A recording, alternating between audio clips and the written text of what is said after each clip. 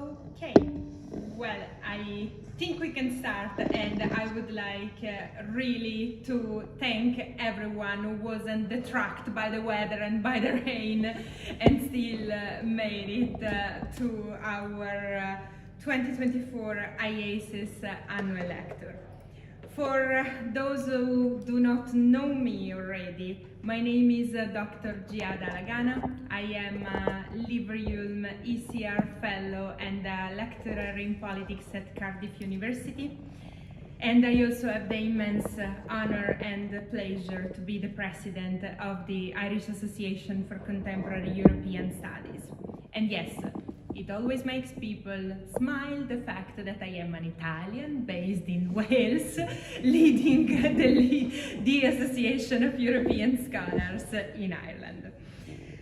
This is the Royal Irish Academy, a yearly appointment in which it is really Iaces that sometimes initiates and other times facilitates discussions on extremely important and momentous matter, requiring not only academic attention, but really everyone's attention. And this is very much in line with Iaces' objective.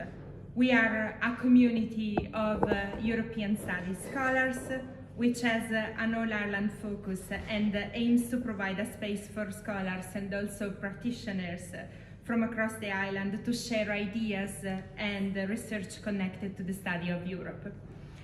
And part of our ambition is to contribute to discussions on relationships between the European Union and Ireland, North and South. And we do this in different ways, through teaching, publications, but also by fostering links between educational institutions, practitioners and scholars, nationally and internationally.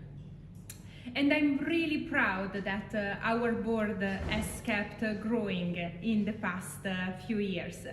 We have welcomed new PhD candidates, some that you have met in this room or you are going to meet afterwards, and that represent really the future of the association. But also we have welcomed more senior scholars who have kindly accepted to bring their wisdom and experience to help me keeping Iaces doing the amazing work that it has been doing in the past few years. And one of these distinguished scholars that has joined Iaces board recently is Professor Ben Tonra, who has also kindly accepted to deliver our 2024 annual lecture entitled The European Union Westphalian Mirage and Ireland Security Coma, a title that speaks for itself. And before leaving the stage to Ben, I think a few words are really mandatory. Now, he's a graduate of the University of Limerick, and he completed his PhD at the University of Dublin, now mostly known as the Trinity College. Among the various academic posts he holds, I really have to highlight our Welsh connection, because he previously worked at the Department of International Politics at the University of Wales in Aberystwyth, before joining the UCD School of Politics and International Relations. His central field of research and teaching is, of course, European Union and Irish foreign and security politics, but also comparative European politics, political and economic aspects of European integration, Irish membership of the EU, and the study of the European Union as an actor in international relations.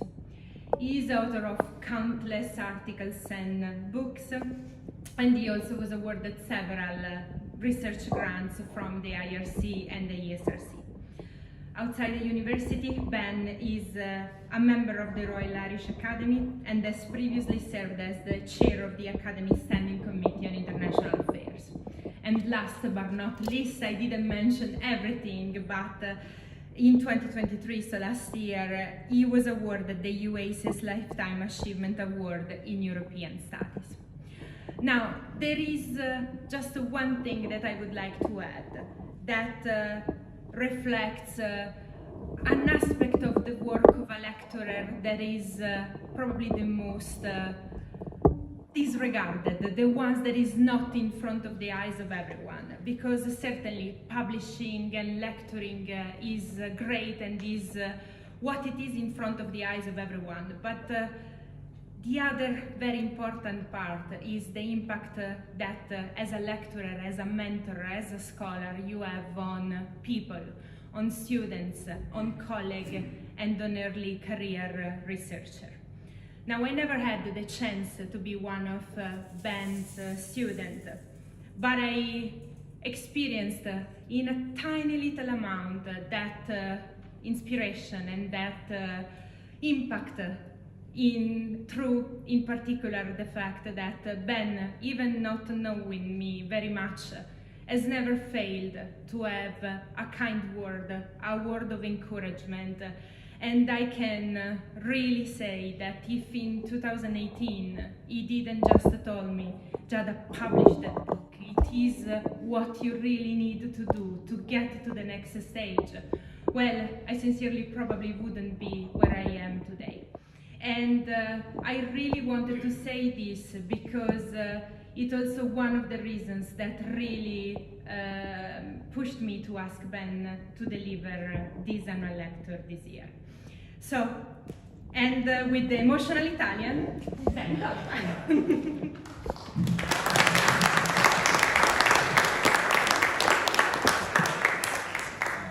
Thank you very much, Jed. I really appreciate that. That's a very, very warm welcome. And you're right, of course, particularly, you know, the random conversation, the quick meeting that you don't really know is of any significance, and then turns out to be so. All I can say is I had similar people in my career in life who've said similar things to me at particularly critical moments. One of whom is here tonight, Bridget Laffin. She won't remember the conversation. I vividly remember the conversation, set me on a different path. So all I can say to you is pass it on. Pass it on. Thank you all very much for again braving this this miserable evening to come out and listen to listen to this talk. I want to thank Giada for the kind invitation and Iaces for setting all of this up. What logic is there to this title? I hear you wondering in your mind's eye. Particularly comparing apples and oranges, comparing Ireland and the EU as international actors. Comparing a multi-state organization with a single nation state, to use Calypso Nicolaides' formulation, comparing a demoi to a demos, comparing a continentally based global power with a small peripheral West European state, and comparing a Europe with a deep and ugly colonial history with an avowedly post-colonial country. But in my studies over the last 20-25 years, the comparability between these two actors has always struck me. Both Ireland and the European Union have benefited hugely from globalisation. Liberalised trade, multilateral system, rule of law, each of them in their own way is almost a poster child for globalisation. And arising from that, both of them have a very profound and fundamental commitment to the rule of law and the international liberal order. They're both very normatively driven, at times almost messianic in their normative drivers, and they also share, by and large, a very broad, similar normative agenda in terms of things like peacekeeping, human rights, rule of law, democracy promotion, etc. They are also, by accident or design, both actors that lack a substantive defense and military capacity. And both are ambivalent towards the use of, or have been traditionally ambivalent towards the use of hard military power. Ireland, because it doesn't have any hard military power, and has always relied on the force of law rather than the laws of force. But the EU, because both in its conception and in terms of how people saw it and how people reacted to it, the EU has often been posited at home and abroad as almost a post-power power. You look at the work, for example, of Robert Kagan and Robert Cooper, talking about the European Union as a postmodern island, talking about Europeans are from Venus, the Americans are from Mars. There's always been this idea, this setup that the European Union is somehow above traditional power politics.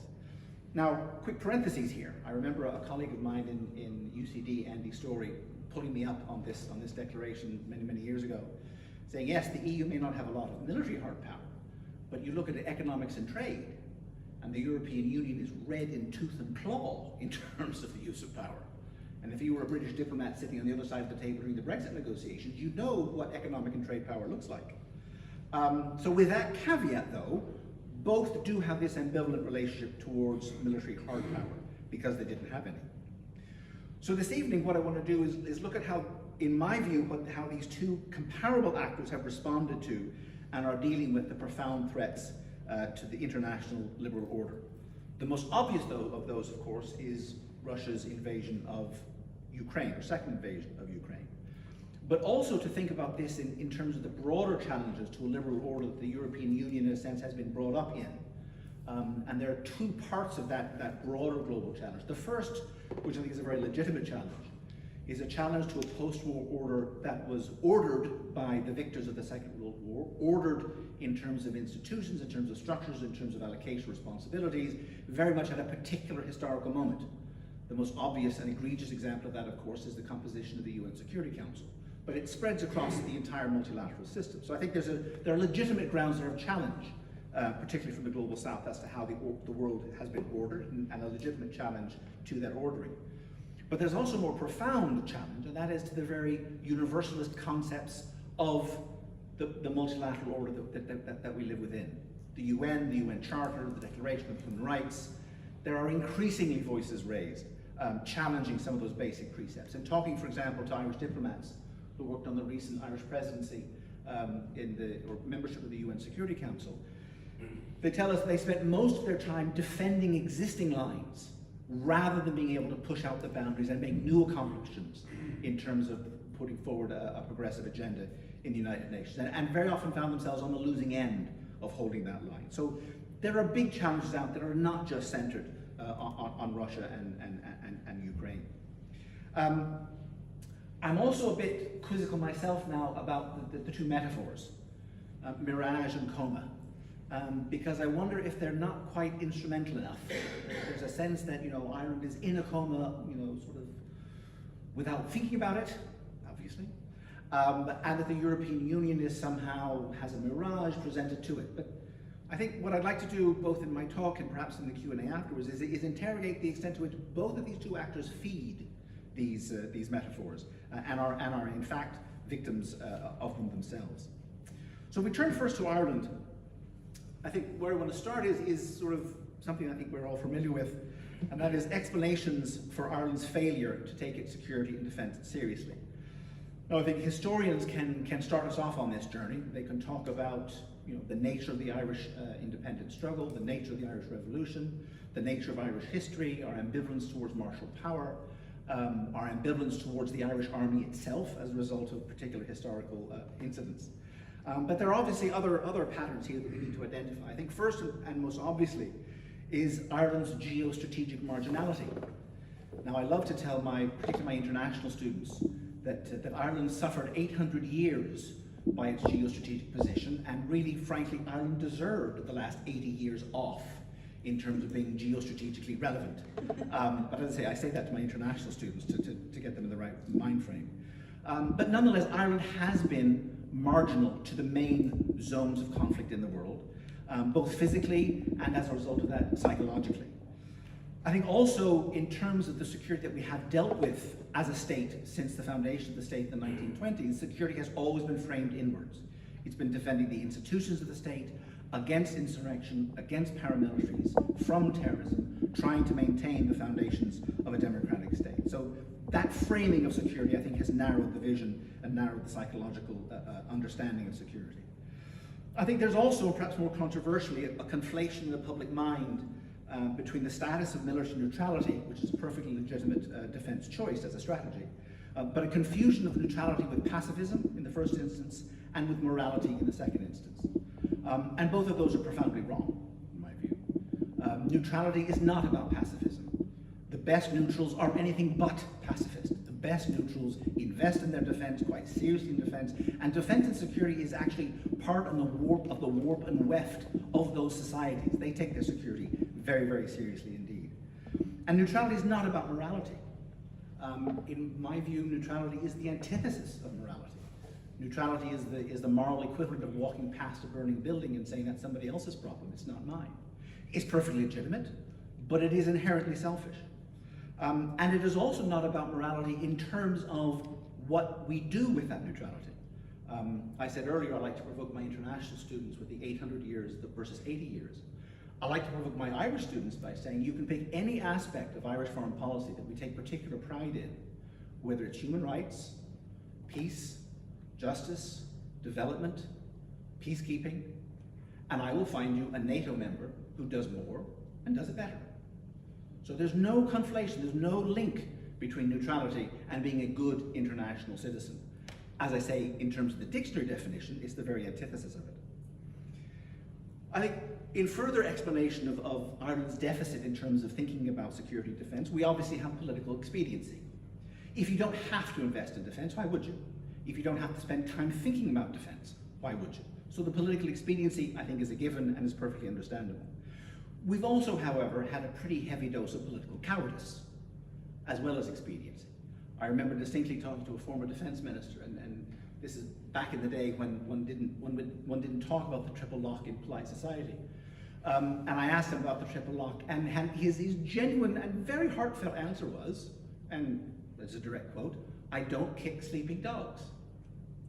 Again, you know, there was nothing in it for him politically. There was nothing but a downside for him politically. Were he to take on an issue that needed to be dealt with, but he didn't have to deal with it. So all of those explanations, I think, have resulted in a serious deficit in thinking about national security, and in effect, the absence of any national defence worth its name. So what has this deficit led to in terms of the state's response to the current security defence crisis in Europe? I see some limited efforts, but I think that they lack momentum, they lack scale, and I think they lack substantial political commitment. We've seen the Commission on the Future of the Defence Forces, which did some tremendous work in terms of a needs analysis of the Defence Forces. There was far too much on HR for my taste. I think that should have been done separately and somewhere else. So HR was at the heart of it, but nonetheless, it was a solid needs assessment. But think for a moment about the conclusion. Those levels of analysis that were presented. You know, the state has made a conscious choice not to have a defence comparable to any other comparably sized European state. Consciously chose, presented with the data, no, we're not having that, we'll have something substantially less with a couple bells and whistles. Extraordinary, just even on the face of it, that the state would not choose to have the capacity to defend itself as comparable actors do.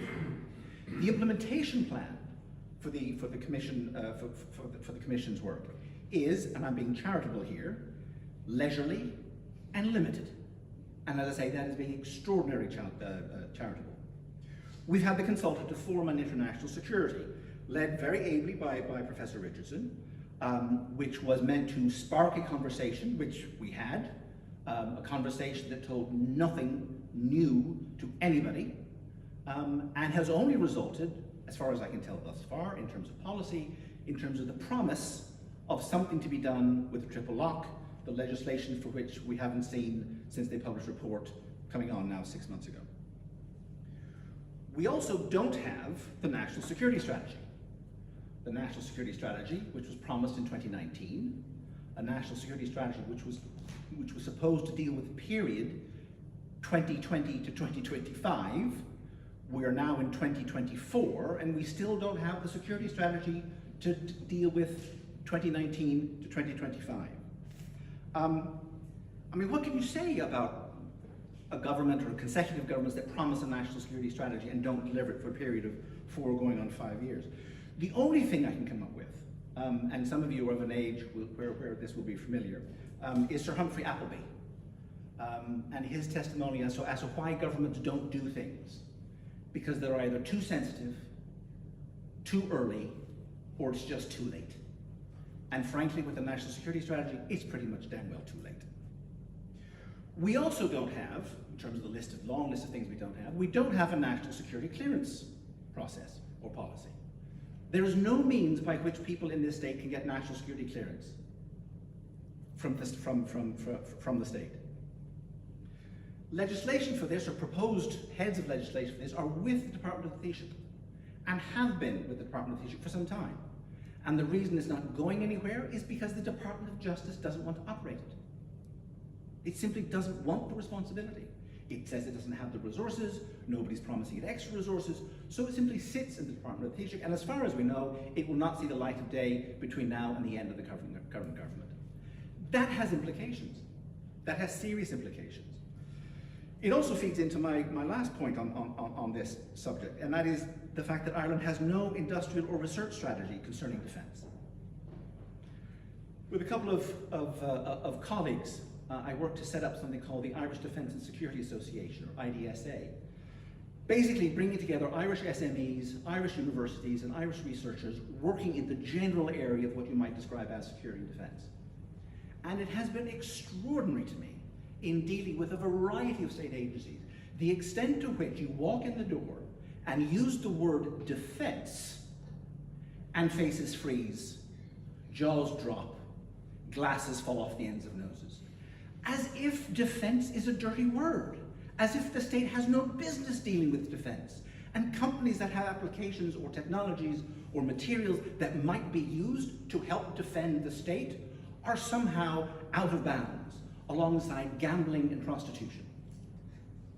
Those are state agencies incapable of taking the topic of security and defence seriously. So what are the implications of these lacks, of these deficits? I mean, obviously, and we know this, Ireland is acutely vulnerable. We've seen the Russian-based attack on the HSE. We've seen the effective Russian annexation of Irish waters for their naval live fire exercises. We have active espionage efforts in this state. We had the attempted building of an espionage centre somewhere along the Orwell Road. We've had another state establish a parallel policing system in the state to keep an eye on their citizens overseas. We know that Irish airspace and Irish sea space is utterly undefended. We pursue, in terms of airspace and the maritime space, what I have referred to before as the Blanche Dubois defence strategy, relying on the kindness of strangers. That is not a defence strategy. That's bad enough. Now, those are all choices that the Irish state can make. The Irish people can decide. We choose to be undefended. We choose to leave our doors unlocked, our car keys in the car. That's our choice, perfectly legitimate. The problem, however, now, in the current climate, is that those Irish vulnerabilities are now a direct threat to European security. They are a threat to our partners in the European Union. We know about the undersea cables and the energy infrastructure. That's been all over the newspapers. But what about the global data centers? I was on the Lewis coming into town, listening to some people from a multinational I will not name, talking about the frenzy they're having in building new data centers and the sensitivity of those data centers and how those data centers are going to be integral to this particular company's strategy on artificial intelligence. If I had a few bob, I know where I'd be putting it today. I'm having listened to that conversation. But those data centers, the headquarters of those multinationals, the research that's going on within those multinationals, the financial infrastructure that exists in this state supporting financial transfers across the continent, the high-tech research that goes on in universities and research institutes on materials, on technologies, on generative AI, on software, that stuff needs protecting. And it cannot be left to private companies to do that. Based on that, on those failures of the Irish state, I think it is credible to say that based on this, we must conclude that the Irish state's credibility as an EU partner is at stake. And here I get back to my metaphors. I think Pat Leahy in the Irish Times had it better than my metaphors when he talked about the ostrich with the head in the sand. This is a conscious choice on the part of the Irish state. This isn't something that has happened to Ireland. These are choices that have been made by the Irish state over time. They're deliberate and they're ongoing. And what's more, there isn't even a decent amount of modesty. There's actually hubris when you have an Irish Taoiseach go to Munich and lecture others about real security being found in development aid policy. That's not where the Irish state, in my view, should be framing itself. A last word on territorial defence before I move on to the EU. Ireland had an existential threat to its security in 2016. Brexit was potentially is an existential threat to Irish security. And Irish diplomats and officials, and Bridget has documented this work, toured Europe successfully and gathered solidarity, telling our European partners this was an existential issue for us, this was an issue of security, it was an issue about peace, it was an issue for security on this island. We canvassed much poorer EU partners. They all rode in behind us. And at least in part because of that solidarity, they got a much tougher Brexit than they probably would have liked to have received. They paid actual economic costs, these poorer EU partners, in defense of Ireland's position, Ireland's existential security requirements. Solidarity was demanded and solidarity was received. Now I offer you the obvious Baltic scenario. Disinformation, misinformation promotes political instability in border regions of pick a Baltic state, any Baltic state. There are protests. The protests get bigger. The protests get ugly. Shots are fired. Some people die. Suddenly there are little green men in border villages, border towns. Suddenly local militias are surprisingly well equipped to deal with the national security forces. Suddenly the Russian Federation is demanding peacekeepers. And oh, by the way, they have some peacekeepers here on the ground, all ready to go in. And those Russian peacekeepers march across the border in defense of Ruski Mir. Now the pause is, well, that's NATO. NATO do that. That's NATO's job. They're NATO members, not us, not our problem. Problem is, NATO may not be there in 12 months. We're not the NATO we know. We've had the dry run with Trump 1. He told us what he thought about NATO. It's not about funding. He doesn't believe in collective security. That's where he starts from. And Article 5 of the NATO Treaty is milquetoast in terms of the legal and political obligations it places on its members. All it asks them to do is to engage in such measures as they deem necessary in support of the objectives of the alliance. So in the absence of NATO, and in the absence of the US riding to the rescue, what will Ireland do? Or what might Ireland do if that call came out from the Baltics to help defend our EU partners? Are we going to send thoughts, prayers, and blankets? Or might we send 12 Javelin missiles with the troops prepared to fire them? Shifting gear then to look at the European Union as an actor. I mean, one of the problems that we have with the European Union is really defining what it is in the first instance and understanding what it is in the first instance. People like me have made careers in coming up with different conceptual framings of it in terms of civilian power, normative power, ethical power, regulatory power, market power, etc., etc., etc. But it still eludes us, and that's a problem, particularly if you're a social scientist. If you're a social scientist and your set equals 1, in other words, there's only one thing of the things you're studying, and you've only got one example of it, you're in a bind because you can't compare and contrast. You can't draw conclusions if you've only got the one thing that you're studying, and that one thing is entirely unique. So it still eludes us, this European Union that we deal with. To my mind, it's the child of democracy and diplomacy. It's a fusion of two very different kinds of politics. And the best we can do is agree what it isn't. It isn't a state. It isn't a state in the making. But neither is it just an international organization, like a European UN or a grandiose OSCE. It is something different, something in between, and something liminal. But like Ireland, the EU has traditionally slipped under the geopolitical radar. I wouldn't agree that the EU ignored power politics, but it sought to rise above power politics. It sought to transcend power politics. It sought to invoke rationality as a replacement of power politics. And there was a bit of hubris in this, and there was a bit of messianic ambition in terms of this. And certainly the European Union set itself up, at least rhetorically in a number of cases, as being part of this rising tide towards the end of history. That the EU was something new on the international scene, and part of the EU's purpose was in fact to transform the rest of the world in its image. And there were plenty of critics of that. Lots of people, like, as I say, the aforementioned Andy Story, who talked about the economic and trading relationship between the European Union and the developing world, for example, where there was lots of power at play. But it was a very powerful narrative, and it captured an idea of the European Union as being a unique kind of peace process, doing a unique kind of thing with potential to transform global politics. And that hubris fed into the European Union quite significantly.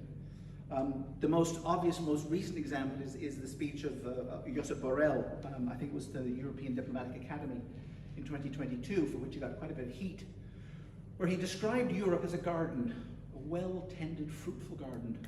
But outside the garden walls was the rest of the world. And the rest of the world was a jungle, a deep, dark, dangerous jungle.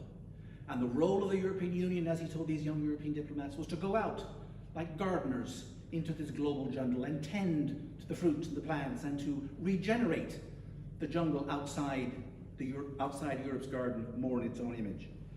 Now, as I say, he got a lot of heat for that, but it betrays a mindset in terms of where the European Union thought itself as being just a little bit better than everybody else in the international system. Now, who does that remind you of, in terms of my opening example, Ireland? But the ground was shifting, I think, under the European Union from the early 2000s. We've seen the rise of authoritarianism and nationalist populist politics.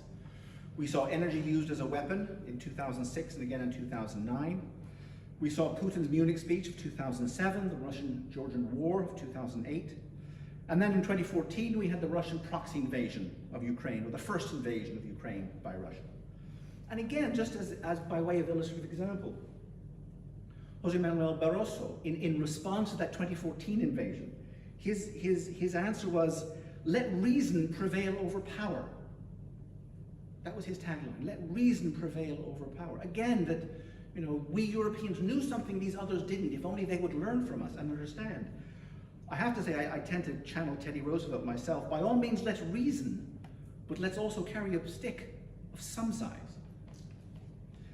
And 2016, Trump was our pre-game notification, was the pre-game show, where he clearly foreshadowed his antipathy towards not just NATO's funding mechanism and the failure of European states to pay their 2%, but his fundamental antipathy towards the very idea of collective defense. Quoted on the record, "Why should we, aka the US, why should we go to war over something like Estonia?" This isn't about funding. This isn't a mindset that can be managed, as I think a Swedish official said the other day. This is a profound antipathy to the very notion of NATO and collective defense. Now, the EU, like Ireland, has responded to this changing security environment. But that response has been, to a large extent, incremental and grudging, but in aspects, unlike Ireland, it has sometimes been innovative and a little bit ambitious. So we've identified all the key threats. We know about energy dependence. We know about the gaps in Europe's military capacity. We know about Europe's excessive dependence on the US. We know about low defense expenditure, low research and development expenditure. We know about poor procurement strategies in the European Union. And we know that our decision-making structures surrounding defense are poor and are not fit for purpose. And we've partly or sought to address at least some of those. We have the 2016 Global Strategy and the Implementation Plan, which set out a reasonable agenda, focused very much on Europe's interests and value, as well as its values. We have the establishment in late 2017 of PESCO, which was for specific military projects in specific areas, but really amounts to sort of a grab bag of about 67 different projects at this stage, ranging across the entire universe of potential defense investments. We floated the idea of strategic autonomy, which was bang up, good job, strategic autonomy. Only then to sit down and bicker bitterly amongst ourselves as to what strategic autonomy actually meant in terms of EU-US relations. And then, because we found the concept of strategic autonomy so handy, we went on a drunken binge of spreading strategic autonomy across the entire range of EU policies, from health through education and transportation. We do have now in 2021 the European Peace Facility. We have the Strategic Compass of 2022. We have the European Defence Fund, which was cut from 13 billion to 8 billion. And now, this week, we have the European Defence Industrial Strategy and Procurement Programme at a grand total of 1.5 billion. My issue with all of that is not the good that can come of that, or well, partly the scale and response, but mostly my issue is that this defense strategy the European Union is devising is being confused and misdirected by an overarching debate surrounding almost theological issues concerning the EU's nature as a global actor. And it comes back, as things do, to the Commission President von der Leyen's 2019 inauguration, when she talked about her as being a geopolitical commission.